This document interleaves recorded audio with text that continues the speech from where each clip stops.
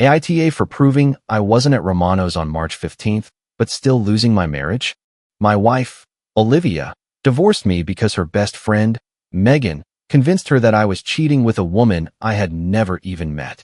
The proof was a detailed story about seeing me at Romano's, a local Italian place, on the night of March 15th, holding hands and kissing a brunette near the bar.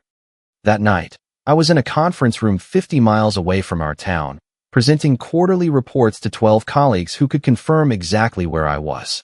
The facts didn't matter. A few hours after Megan's phone call, Olivia packed a bag, moved into her best friend's guest room, and stopped answering my texts. The next morning, she was already talking to a divorce lawyer. 8 years of marriage began to crumble because of a story she never let me refute and accusations she never asked me to explain. While I was calling marriage counselors and pleading for a chance to prove my innocence, Megan was posting carefully worded updates on social media about supporting friends through betrayal and knowing one's own worth. She played the role of the protective best friend perfectly, comforting my wife through the fallout of a lie she herself had carefully constructed. 6 months later, the papers were signed, our house was sold, and our finances were divided.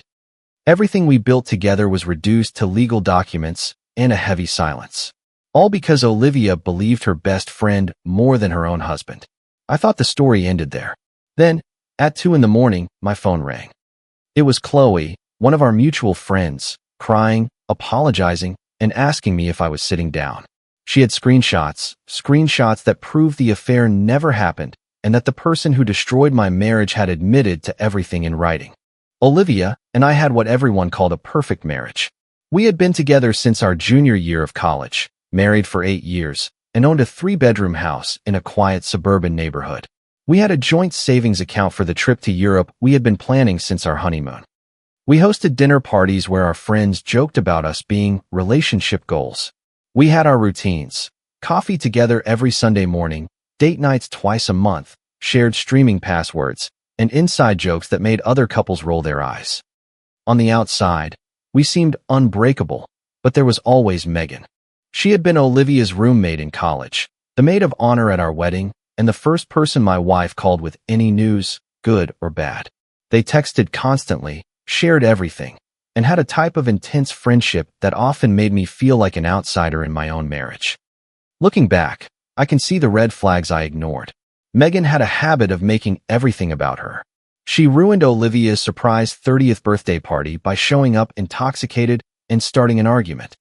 She convinced Olivia to cancel our anniversary dinner because she needed support during another one of her relationship crises. Any important decision we tried to make as a couple had to be run by Megan first. When I brought this up, Olivia would get defensive. "You're just jealous," she would say. "You don't understand female friendship. Megan has been there for me longer than anyone." The dynamic shifted after Megan's own divorce, 6 months before everything fell apart. She started calling Olivia late at night, showing up at our house unannounced, and making passive-aggressive comments about how marriage changes people and traps women in lives they didn't choose. Soon, she was questioning everything about our relationship. Why did I sometimes work late? Why didn't I text constantly throughout the day? Why wasn't I romantic anymore, like the men in the movies? Olivia started repeating these same questions to me, almost word for word. One night, after another dinner was interrupted by a call from Megan, I tried again. "Megan is going through a lot," I said, "but it feels like she's pulling you away from us." Olivia hesitated. "She's my best friend. She just wants what's best for me." "I'm not saying she doesn't," I replied, "but this is affecting our marriage." When the story about Romano's came up, the trust between us didn't just break suddenly. It had already been worn down, one conversation at a time. The call came on a Wednesday night, while I was at my desk grading papers from my history class. I heard Olivia's phone ring in the kitchen, and then her voice grew more tense by the minute. "Seriously? At Romano's? When?" A pause. "A brunette, about my height? What was she wearing?" At first, I didn't pay much attention. Later, I would realize that Megan didn't just tell Olivia a story. She told a story so perfectly crafted it would make Olivia feel foolish for even questioning it. Something in Olivia's tone changed. "So he was holding her hand." Another pause. "Are you absolutely sure it was him?" That's when I knew they were talking about me. The call lasted another 10 minutes. Olivia paced around the kitchen, asking for details, repeating them, and I could hear the faint scratching of a pen on paper. When she hung up, the atmosphere in the house felt different, heavier. 20 minutes later, she appeared in the doorway of my home office. Her face was pale. The phone was in one hand, a notepad full of notes in the other. "I need to ask you something," she said, her voice flat. "And I need you to tell me the truth." "Of course," I said, putting my pen down. "What's going on? Where were you on March 15th, the night of the quarterly presentations?" I glanced at my work calendar. We had meetings until late. I didn't get home until almost 10 o'clock. "What?" "Megan saw you at Romano's that night," she continued, her voice unwavering. "With another woman." I just stared at her. "That's impossible. I was nowhere near Romano's." She described her. Olivia went on, reading from her notepad. "Brunette, about my height, wearing a red dress. You two were holding hands at the bar." "Olivia, I was presenting to the entire accounting department. 12 people can confirm where I was." She didn't write that down. Instead, she closed the notepad. "Megan wouldn't lie about something like that," she said, as if it were an established fact. "She's my best friend." She put the phone back in her pocket and looked at me as if the conversation was already over. It was in that moment I understood that something fundamental had broken, and I wasn't going to be given a chance to fix it. Olivia packed her bags that same night. I stood in the bedroom doorway and watched her take clothes from our shared closet, folding each piece with the same careful precision she applied to everything. She placed them in the suitcase we had bought for our honeymoon in Italy, the same one we planned to use for the European vacation that would never happen. She packed her laptop, her favorite books, the jewelry box her grandmother had given her, and the framed photo of her and Megan at their college graduation. She paused briefly at the dresser, scanning its surface as if taking inventory. She didn't pack like someone leaving in a fit of rage. She packed like someone tidying up a mess.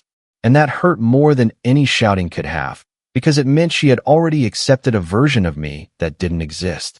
She left behind the photo from our wedding, the one where we're both laughing at something her father said during the reception. "Where are you going?" I asked, though I already knew the answer. "To Megan's house," she said without hesitating. "She said I could stay as long as I need to." "Olivia, can we please slow down?" I said, my voice pleading. "We can talk about this." "There's nothing to talk about." She zipped the suitcase shut. "I trusted you, and you lied to my face." "I didn't lie. I wasn't at that restaurant. I've never even been to Romano's." She rolled the suitcase toward the door, moving with the efficiency of someone leaving for a business trip, not ending a marriage. "I'll be back on the weekend to get the rest of my things," she said, her hand already on the doorknob. The door clicked shut behind her. 8 years of a shared life transformed into a house full of empty spaces. Her toothbrush was still in its holder. The coffee mug she always used sat unwashed in the sink. The silence felt permanent. Within 24 hours, the story was everywhere. I didn't hear it directly at first. I noticed it in small ways. Texts that went unanswered, calls that rang for longer than usual. A group chat I'd been a part of for years went silent overnight. By the next afternoon, it was obvious. At the grocery store, I ran into Sarah, one of Olivia's coworkers. She saw me coming down the cereal aisle and immediately turned her cart around. When I called her name, she stopped and looked at me as if I'd committed some unspeakable crime. "I can't believe you," she said, shaking her head. "Olivia is one of the kindest people I know." "I didn't do anything," I said. "There's been a mistake." She just shook her head again. "Megan told us everything." That phrase followed me everywhere. Friends stopped inviting me to group events. Weekend plans vanished. People I had known for years would cross the street when they saw me coming. Even casual acquaintances seemed to know exactly what kind of person they thought I was. While this was happening, Megan posted carefully worded updates about supporting friends through betrayal and standing by the people who matter most. Each post racked up comments filled with sympathy and encouragement from people who had never bothered to ask for my side of the story. 2 weeks after Olivia moved out, I called her. "We need to talk," I said. "This is getting out of control." She agreed to meet me at the office of Dr. Matthews, the marriage counselor we had seen once before during a rough patch 3 years ago. Back then, Dr. Matthews had helped us communicate better. I hoped she could help us find our way back to a rational conversation now. The moment Olivia walked into the office, I knew that hope was futile. She sat with her arms crossed, her body angled away from me. Her answers to Dr. Matthews' questions were short, clipped, and carefully neutral. What would it take for you to consider working together to move past this? Dr. Matthews asked gently. An honest explanation, Olivia said, staring at the wall behind my head. Which I'm not going to get. I took out my phone and opened my calendar for March 15th. I offered her the names and contact information of every colleague who could confirm where I had been. I offered credit card statements, call logs, anything that could prove I was nowhere near Romano's. She didn't look at the screen. She didn't ask any follow-up questions. She just waited for the session to end. 3 weeks later, an envelope from Peterson and Associates Family Law arrived in my mailbox. Olivia had filed for divorce. I spread the papers across the kitchen table, the same table where we had eaten breakfast together for 8 years. Irreconcilable differences, division of assets, alimony considerations, legal language that reduced our marriage to line items and deadlines. My lawyer, David Chun, explained the process with calm precision. She's asking for half the value of the house, half the joint savings, and temporary alimony while she gets established, he said. It's standard in a no-fault divorce. No fault, I repeated. Even though I didn't do anything wrong? The court doesn't determine who was at fault, he answered. Just how to divide what you built together. I signed the retainer agreement and watched 8 years of marriage become a case number. While the legal process moved forward, the social consequences deepened. Conversations in the faculty lounge at the college would stop when I walked by. At the gym, guys who used to spot me on the bench press avoided eye contact. At the farmer's market, whispers followed me through the stalls until someone realized I could hear them. The story had traveled fast, and it had traveled clean, without ambiguity or doubt, just a version of events that everyone seemed comfortable accepting. I started hearing the same refrains everywhere. Megan saw him. Megan wouldn't lie. Megan has been so supportive. I ran into an acquaintance, Marcus, at the bank one afternoon. We were never close, but we had known each other long enough for small talk. Hey man, he said. Heard about you and Olivia. That's tough. Did you hear the reason? I asked, deciding to be direct. He hesitated. The cheating thing. But honestly, it sounds familiar. How so? He lowered his voice. Megan did something similar years ago.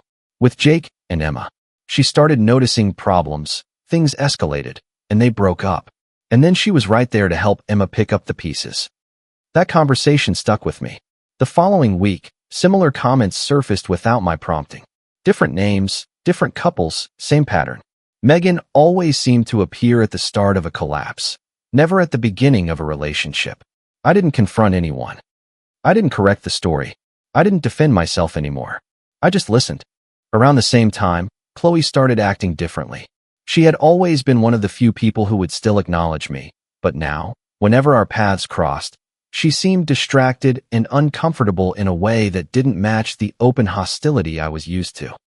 At our friend Hannah's birthday party, she barely made eye contact. When I tried to talk to her, she found an excuse to walk away. Are you okay? I asked when we ended up near the drinks table. Yeah, she said quickly. Just tired. She left early without saying goodbye. 2 days later, I saw her sitting alone at the coffee shop near my office. She was staring at her phone, her jaw tight, her thumb hovering over the screen as if she were rereading something she didn't want to see. When she noticed me, she immediately locked her phone and forced a smile. We exchanged a few neutral sentences about work and the weather, nothing that mattered. But as she stood up to leave, she hesitated, her hand lingering on the back of the chair longer than necessary. Take care of yourself, she said, her voice strained. I watched her walk away, shoulders tense, phone clutched in her hand. It was then that something clicked. The story that had destroyed my marriage wasn't finished yet. And whatever Chloe was carrying, it was heavier than small talk, but she wasn't ready to let it go. The call came at 2:17 in the morning on a Tuesday.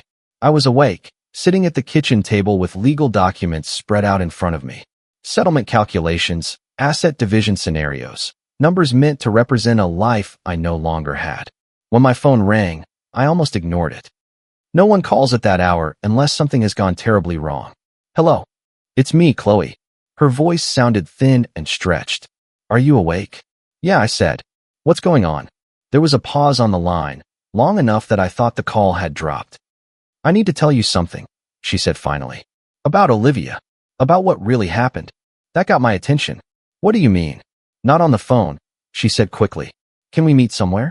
Somewhere public. 20 minutes later, we were sitting in our respective cars in the parking lot of a 24-hour diner off the highway. The place glowed with fluorescent light, empty except for a lone trucker parked near the gas pumps. We stayed inside our vehicles with the windows down, engines running to combat the chill.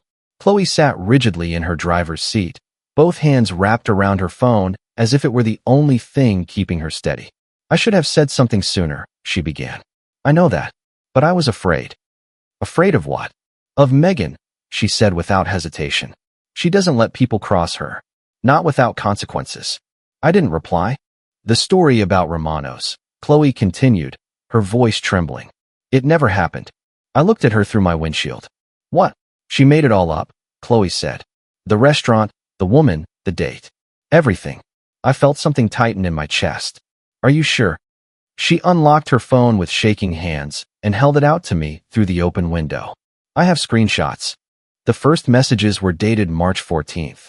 Megan, I'm so tired of seeing Olivia waste her life with someone who doesn't appreciate her. Megan, she deserves so much better than him. I scrolled down. Chloe, what are you talking about? Megan, you know exactly what I mean. A few messages later. Megan, Romano's tomorrow night. Megan, brunette, red dress. Sitting at the bar. Megan, details matter if you want it to be believable. My own hands were shaking now. She planned it, I said quietly. Keep reading, Chloe replied. The messages from the following day appeared. Chloe, did you actually call Olivia? Megan, of course I did. She needed to know. Megan, this is just speeding things up. I scrolled again. Chloe, but it's not true. Megan, it's true enough. If he were a better husband, she wouldn't have doubted him. I swallowed hard. Further down, weeks later. Megan, Olivia is so much better off without him. Megan, she's finally seeing clearly. Chloe, she seems miserable. Megan, she'll get over it. Megan, I did her a favor. The last screenshot was dated 3 days ago. Megan, I'm honestly proud of how this worked out. Their marriage wasn't strong if she trusted me more than him. I handed the phone back slowly, as if it weighed more than it should. She destroyed everything, I said, the words coming out flat, devoid of emotion. I watched it happen, Chloe said, tears now streaming down her face. You lost your wife, your friends, your reputation, and I didn't say a word. Why now?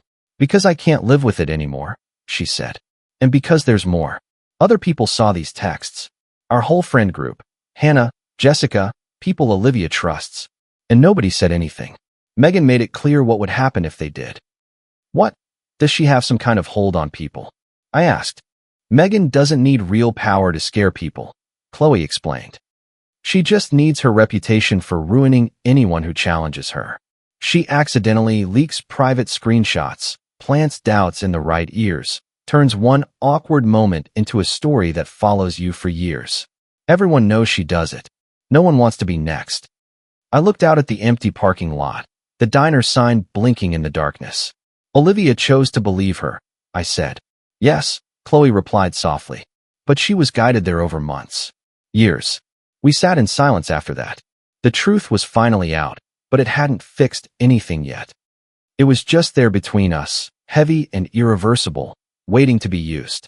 I spent the next 3 days staring at those screenshots on my phone, trying to decide what to do with them. The evidence was undeniable. Megan had fabricated the entire story, admitted to manipulating Olivia, and expressed actual pride in destroying our marriage. I had proof that could completely exonerate me, restore my reputation, and expose her for what she truly was. But I also understood something else. Simply showing Olivia the screenshots wouldn't automatically fix what was broken between us. Trust doesn't work like a light switch. You can't just flip it back on after someone has spent months actively choosing to believe the worst about you. Olivia had doubled down on Megan's lie. She had dismissed calendars, witnesses, phone records, and even marriage counseling rather than consider the possibility that she could be wrong. The screenshots would prove I didn't cheat. They wouldn't prove our marriage was worth saving. Still, she deserved to know the truth about the person she had trusted with our life together. On Friday morning, I called David Chun and explained what Chloe had given me. Text messages showing premeditation completely changed the context, he said. especially if your wife filed for divorce based on false information. What do you recommend? I asked. Document everything. Forward me copies for our records. Then decide if you want to handle this privately first or let it become part of the legal proceedings. I didn't hesitate. This isn't about gaining a legal advantage, I said. It's about clarity. That same weekend, I started hearing about shifts in Olivia's behavior. Hannah mentioned it first when I ran into her at the coffee shop near my office. Olivia has been asking questions, she said quietly. About Romano's. About when Megan first mentioned seeing you there. This was new. What did you tell her? The truth. That Megan only brought it up after the fact. Hannah paused. Olivia didn't argue. She just got really quiet. In the following days, I heard similar things. Olivia was asking people about timelines, about who was where, about details she had never questioned before.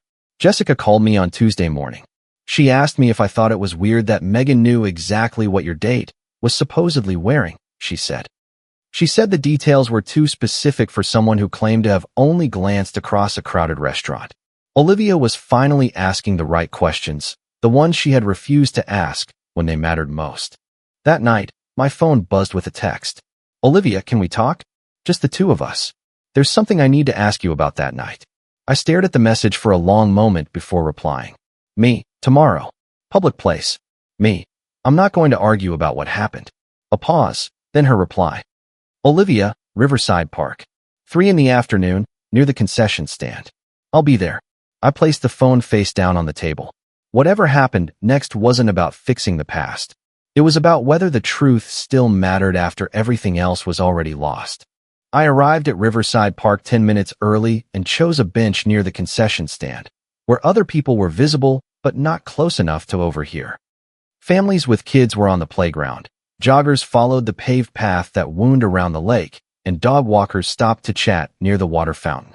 Normal life, continuing around the conversation that was about to take place. Olivia showed up at exactly 3 o'clock, wearing the same navy wool coat she had owned since college and carrying herself like someone walking into a job interview they desperately didn't want. She sat on the far end of the bench, leaving a deliberate space between us that felt like its own form of communication. A few yards away, Chloe stood near the path by the trees, pretending to scroll through her phone, close enough to see us, but far enough not to interfere. Thank you for coming, Olivia said quietly. I nodded, but offered nothing in return. She took a deep breath. I've been thinking about some things. About that night at Romano's. About the story Megan told me. What about it? The details, she said, speaking more slowly now. Some of them don't make sense when I really think about it. I waited, letting her work through whatever process had brought her here. She said she saw you holding hands with that woman at the bar. Olivia continued. But I called Romano's yesterday. They don't have bar seating. They never have. It's just tables and booths. My expression didn't change. I wasn't going to help her get through this realization. She told me the woman was wearing a red dress, she went on. Described her height, her hair, even her jewelry. But she also said the restaurant was dimly lit, too dark to see clearly from where she was sitting across the room. Olivia paused, looking out at the lake. And the strangest part, she added, her voice cracking, is that I checked my own photos from that night. I didn't understand what she meant until she continued. I took a picture of our living room at 9:41 p.m., she whispered. The dog was on the couch. Your laptop was open on the coffee table. And I can see the sleeve of your jacket hanging on the chair because you forgot to put it away. Her hands clenched in her lap. You were home, she said, the words barely audible. Not at Romano's. I took out my phone and opened the screenshots Chloe had sent me. Do you want to know what really happened that night? I asked, holding the screen out in her direction. Olivia looked at the phone in my hand as if it were something dangerous. She read the first message, then the second. Her face grew progressively paler as she scrolled through the entire conversation, seeing Megan plan and execute the lie in documented detail. March 14th, she whispered, reading the timestamp. She was texting about this the night before she called me. Keep reading. Olivia's hands were visibly trembling now as she continued through the messages. The ones about the manipulation being justified, about doing her a favor by ending her marriage, about being proud of how successful the plan had been. She destroyed our marriage on purpose, Olivia said, her voice failing on the last word. Yes. Not because she thought you were really cheating, but because she decided I would be better off without you. That's what the screenshots say. Olivia stared at the phone for a long moment, then handed it back to me, tears streaming down her face. I chose to believe her, she said. Instead of you. Instead of 8 years of marriage. Instead of everything we built together. You did. I didn't even want to look at your proof. I didn't want to hear your side. I refused to even consider that you could be telling the truth. No, you didn't. She wiped at her eyes with the sleeve of her coat. Can you ever forgive me? I had spent months thinking about that exact question. Yes, I said. I can forgive you for being manipulated. Relief flooded her face. But I can't trust you again. The relief vanished instantly. What do you mean? I mean that forgiveness and reconciliation are two completely different things, I said. You didn't just accidentally believe a lie about me, Olivia. You actively chose to believe it. But we know the truth now. We know I was manipulated. And we also know, I interrupted, that when it mattered, you didn't trust me enough to ask the hard questions. Olivia was openly crying now. What if we went back to therapy? What if I cut Megan out of my life completely? Some choices don't come with a reset button, I said, standing up from the bench. Please, she said, her voice breaking. Don't give up on us. I looked at her and felt something I hadn't expected, peace. I hope you learn to trust your own judgment, I said. And I hope you never give anyone else the power to make a decision like that for you again. I turned and started walking toward the parking lot. She called my name once. I didn't look back. As I walked, the sounds of the park filled the silence, the laughter of children, the splash of a dog jumping into the lake, the low hum of ordinary life going on without us. For the first time since the night she packed her bags, I realized I wasn't walking away with anger or loss. I was walking away with clarity. This wasn't revenge. It was simply the moment I stopped waiting for someone who had already shown me who they were. Chloe sent me updates in the weeks that followed. The screenshots spread through our social circle faster than the original lie ever had. Once people realized what Megan had done, not just to me, but potentially to them, the reaction was swift and decisive. Hannah was the first to cut contact completely, then Jessica, then most of Olivia's coworkers who had rallied around her during the divorce. The group chats that had once buzzed with support for the cheating narrative fell silent when it came to defending Megan's manipulation. She's calling everyone, trying to explain. Chloe told me over coffee one day, saying the screenshots were taken out of context, that she was just protecting Olivia from a bad marriage. Is anyone buying it? I asked. No. A lot of people are remembering similar things she's done before. The pattern is too clear now. Megan was learning what happens when your reputation is built on other people's secrets and your influence depends on manufactured drama. When the foundation cracks, the whole thing collapses. Meanwhile, Olivia had begun what could only be described as a campaign to win me back. The call started 3 days after our conversation in the park. Then came the long, detailed text messages apologizing, explaining how sorry she was, how wrong she had been, how much she wanted to make things right. She sent flowers to my office with a note about second chances. She showed up at the coffee shop where I got my coffee every Saturday morning, hoping for another conversation.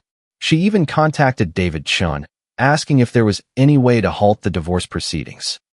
I ignored the calls, deleted the texts without reading, threw the flowers away, and asked the baristas at the coffee shop to let me know if she was there before I went in. The divorce was finalized on a Thursday morning in December. Olivia didn't contest any part of the settlement. The house was sold the following month. The money was divided exactly according to the original agreement.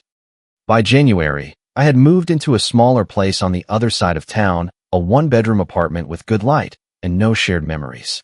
I kept in touch with Chloe and a few others who had been willing to stand up for the truth when it mattered. I avoided social events where I might run into Olivia or anyone still loyal to her side of things. I started dating again in the spring, carefully and slowly, with the kind of caution that comes from learning hard lessons about trust and judgment. The woman I'm seeing now is someone who asks direct questions when something doesn't make sense, who checks her sources before believing a story, who understands that loyalty means supporting someone's growth, not enabling their worst decisions. Olivia learned to trust the wrong person at the worst possible moment. I learned something different. I learned that walking away from someone who doesn't trust you isn't failure, it's self-preservation. And once I understood that, everything finally made sense. I didn't lose my wife to Megan's lie. I lost her the moment Olivia decided my word wasn't worth defending. Comment. I've been thinking a lot about the choices that don't come with a reset button. We often wish we could go back and fix a single moment that changed everything. But this story reminds me that true healing often starts with forgiveness, both for others and for ourselves. It also shows that forgiveness and reconciliation are two very different paths. You can wish someone well and let go of your anger without reopening a door that led to pain. Taking responsibility for our own peace is one of the most powerful things we can do. Sometimes, the quiet act of walking away is a greater victory than winning any argument. It's about choosing your well-being with grace and without bitterness. May we all learn to trust our judgment and protect our inner peace with that same clarity. If you liked it, don't forget to leave a comment and support the channel by subscribing. See you in the upcoming stories.